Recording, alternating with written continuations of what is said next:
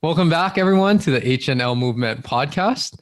Today, I have a very special guest, and I will allow her to introduce herself. But this is Samantha Neyland.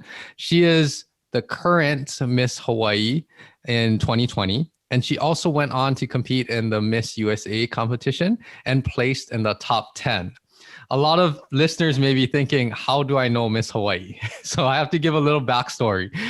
With everything that I do, before I started all of this, I am deathly afraid of public speaking. So there's a club or an organization called Toastmasters International. And that's where you get to practice, you get to interact with other people who are trying to improve their public speaking skills.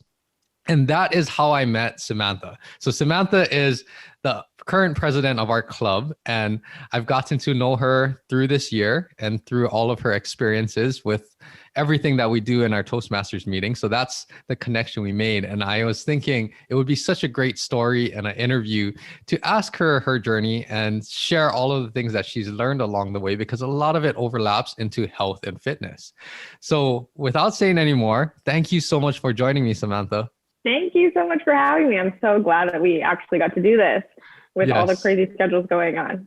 Yes, it is definitely, your schedule is jam-packed. My schedule is jam-packed too. So it's hard to coordinate, but thank you so much for joining us.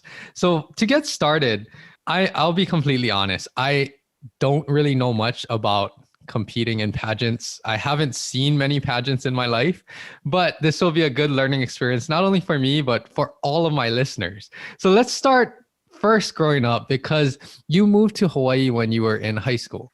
So why don't you start just briefly telling a little bit about your childhood and growing up and what kinds of things you enjoyed doing? I come from a military family. So I was actually born in Georgia. We moved around the South for a little bit. I had a little Southern accent. And then we moved to Spain, Japan, and then finally Hawaii. And we stayed in Hawaii. But my family is super athletic. My mom was a Division I college athlete. My dad was an Army Ranger, and my brother was just good at every sport. And then there was me, no athletic ability. My parents put me in every single sport. I've literally played everything because they just figured, well, she has to be good at one of them. I was not. I was just not very good. And one day I was at Aloha Mall with my parents, and I saw these girls walk by. They were pageant girls. They had their little sashes and crowns, and they looked so confident and so happy. And I just thought, well, that looks cool. I want to do that. And my athletic parents looked at me like, what in the world is that? That's an interesting story. So when you grew up, what kinds of sports did you end up trying? Oh gosh, literally all of them. Cheerleading was the only one I was kind of good at because there's no ball involved in cheerleading. So I always say I can't play any sport with a ball, which is most sports. So I have tried tennis and volleyball. Soccer I was okay at. Basketball, baseball. I did lacrosse at one point. Badminton. I had to do badminton and PE, and I was failing because I couldn't get the birdie over the net. And my dad, for a full week, took work off early to come teach me how to play badminton because he refused to have his child fail at PE.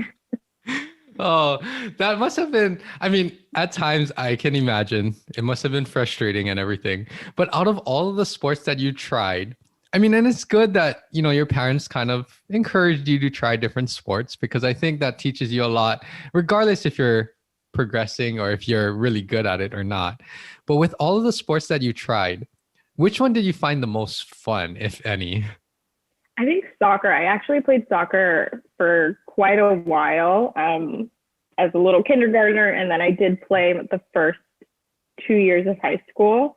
But nobody ever kicked me the ball. I was just right wing. I ran up and down the field the entire game, and my dad would walk the field with me, and I was just always there. In case somebody wanted to pass me the ball, they never did. When the ball would go out, I would throw it back in, and that was my contribution to the team. I got it. Well, that probably helped you. All of these sports that you have tried, it probably helped to promote some health and fitness.